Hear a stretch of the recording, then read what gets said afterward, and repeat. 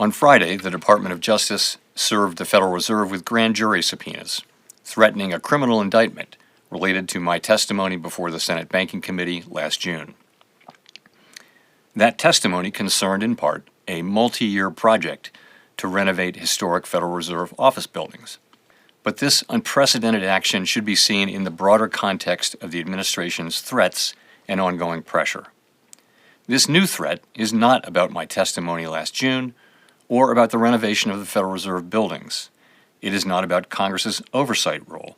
The threat of criminal charges is a consequence of the Federal Reserve setting interest rates based on our best assessment of what will serve the public, rather than following the preferences of the president. The chairman of the Federal Reserve, Jerome Powell, is now the target of a new criminal investigation by federal prosecutors.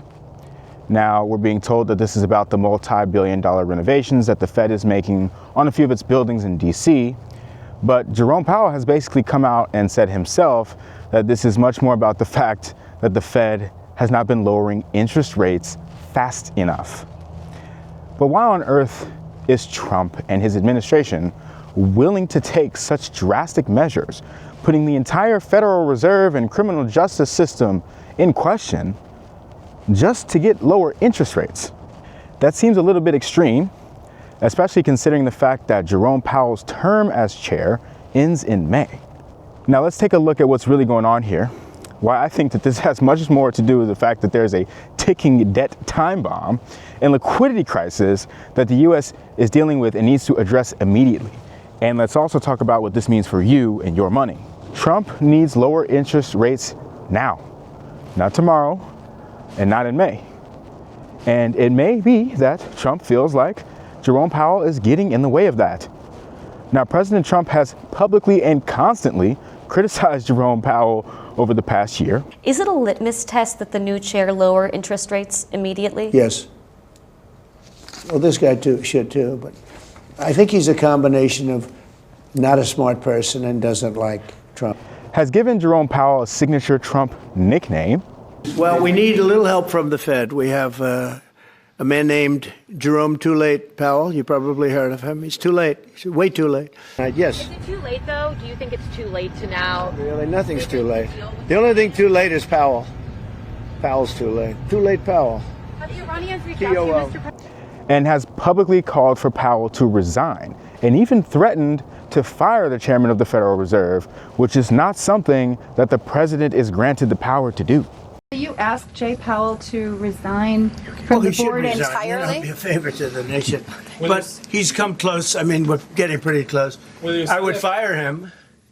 I'd love to fire him, but we're so close, but maybe I still might.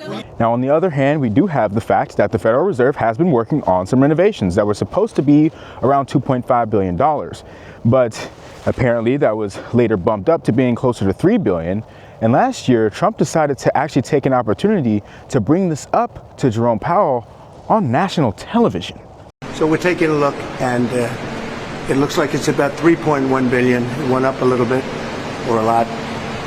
So the 2.7 is now 3.1. I'm not aware of that. Yeah, it just came out. Yeah, I haven't heard that from anybody at the Fed. Yeah, it just came out. And the investigation that's being opened up on Jerome Powell right now is focusing on Powell's June 2025 congressional testimony regarding the Federal Reserve's ongoing renovations. And prosecutors are examining whether Powell made false or misleading statements to Congress about the project's scope and its cost during that congressional testimony. But with the entire situation understood here, we can speculate that this investigation has very little to do with the Fed's renovations. It's much more likely to do with the fact that Trump wants lower interest rates, but Jerome Powell has made it clear that he isn't going to let political pressure get in the way of him doing his job. Some of the president-elect's advisors have suggested that you should resign. If he asked you to leave, would you go? No. Can you follow up on, do you think that legally you're not required to leave? No. Now, one thing that a lot of people have been misunderstanding about this Although, yes, Jerome Powell's term as the chair of the Federal Reserve will be up in May, he would still be a governor on the board of the Federal Reserve until 2028. So Trump needs a way to remove Powell not only from his position as the chair, but also from his position on the board of governors. And a criminal investigation might be the perfect way to get that done.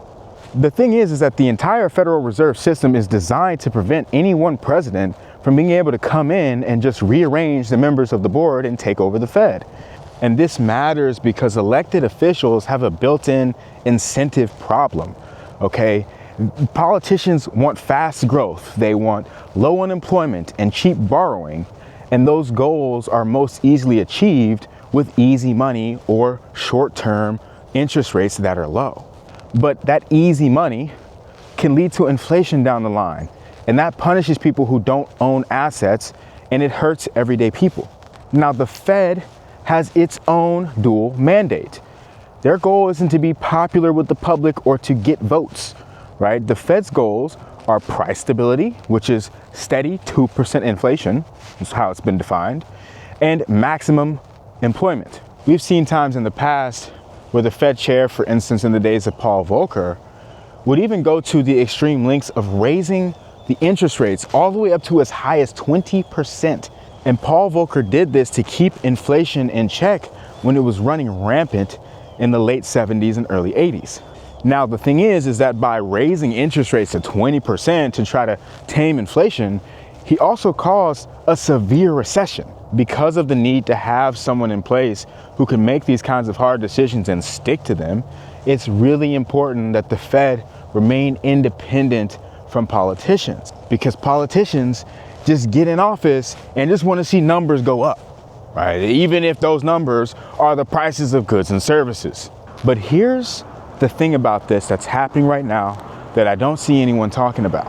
What I think is going on is that the Trump administration's agenda requires coordination from the Federal Reserve for it to be able to accomplish its goals. Now, the White House cannot wait on a wait and see approach the way that the Fed does when it comes to waiting and seeing the data before it makes decisions about interest rates. And here's why. The US government is $38.5 trillion in debt.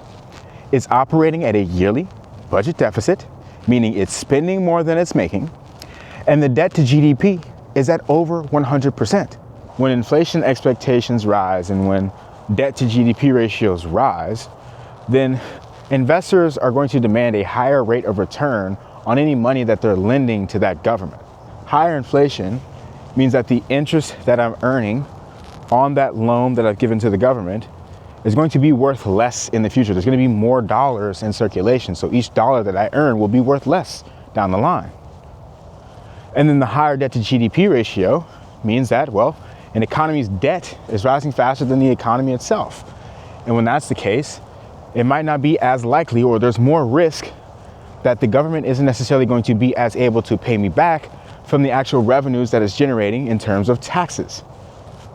But instead, that government might have to turn to other means to be able to pay me back, like, for instance, monetizing its debt, which means that a central bank just comes in and prints money, right, to buy its debt, and therefore, once again, leading to inflation.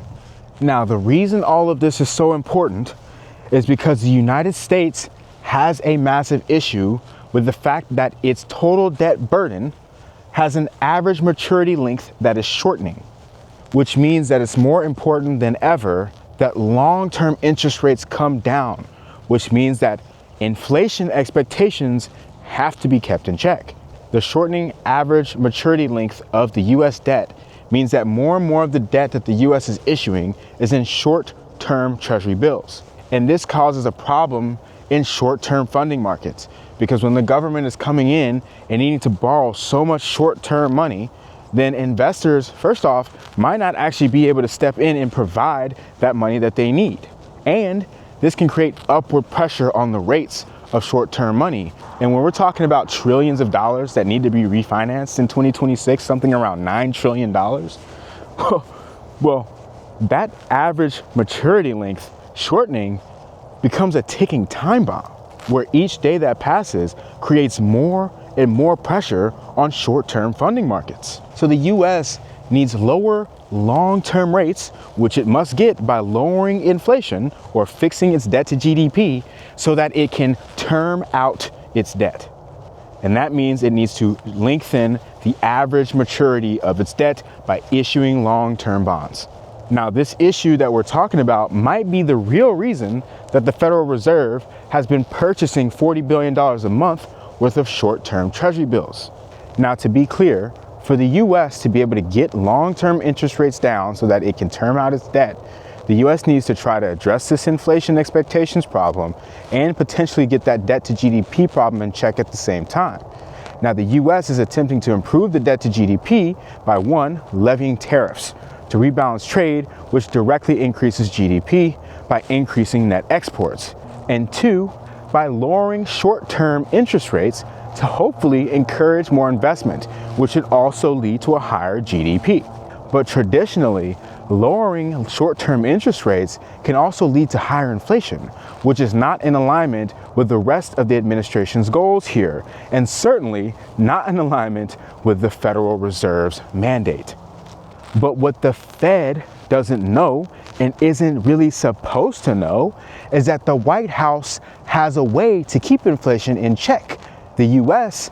has been deregulating in the oil industry and has also opened a new exploration campaign in South America. Now, Trump's move to take over the country with the largest oil reserves in the world, sitting at a value of $17 trillion, Venezuela, and a potential move coming up to intervene with the civil disputes happening in Iran might put the U.S. in a position to have enough of an excess capacity in oil to keep prices in the economy low while lowering short-term interest rates.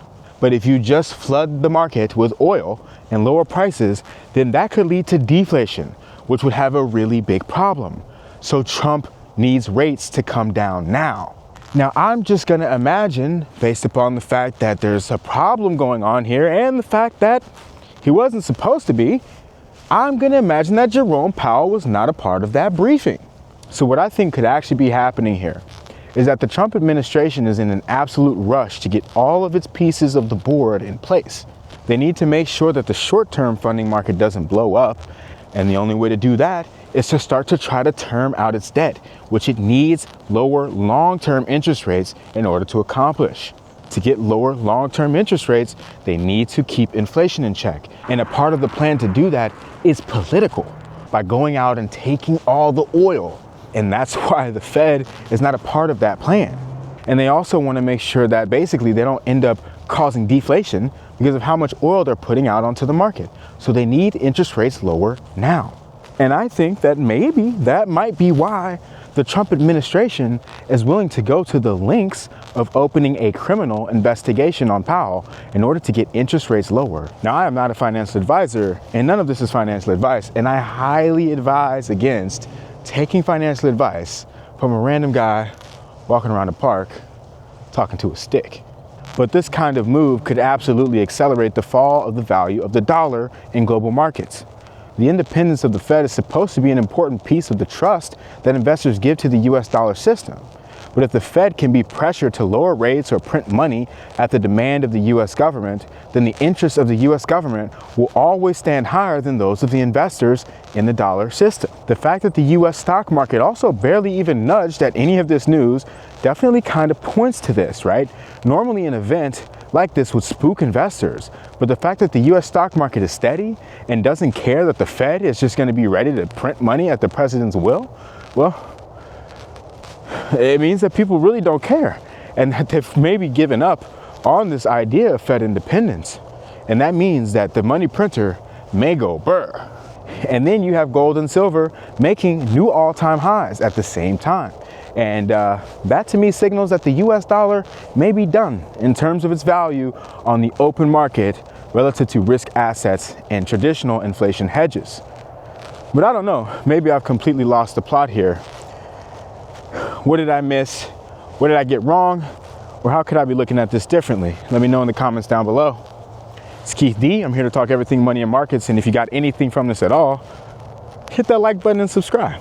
And if you haven't already, you gotta subscribe to my live show with Ben Levitt. It's called Memes and Markets.